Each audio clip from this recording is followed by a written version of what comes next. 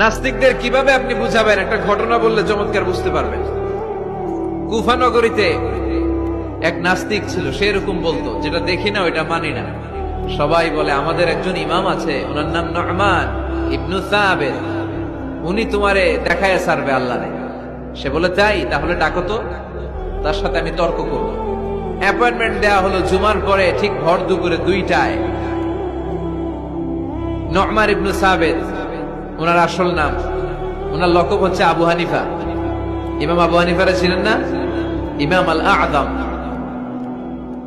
উনি আল্লাহর পক্ষে নাস্তিকের সাথে লড়বেন, আর নাস্তিক আল্লাহর বিপক্ষে লড়বে। সময় দেয়া হয়েছে জুমার সালাতের পর ভর দুপুরে 2টা। ঠিক সময় নাস্তিক এসেছে, হাজার হাজার মানুষ এসেছে, আসে নাই ইমাম আবু হানিফা। নাস্তিক তো রেগে মেগে আগুন, আমার সময় দিয়ে উনি আসে নাই কেন, আসে না কেন? আধা ঘন্টা, 1 ঘন্টা, 1.5 ঘন্টা চলে যায়, আসে না। প্রায় 2 ঘন্টা পরে ইমাম আবু হানিফা দৌড়ে দৌড়ে আসলেন।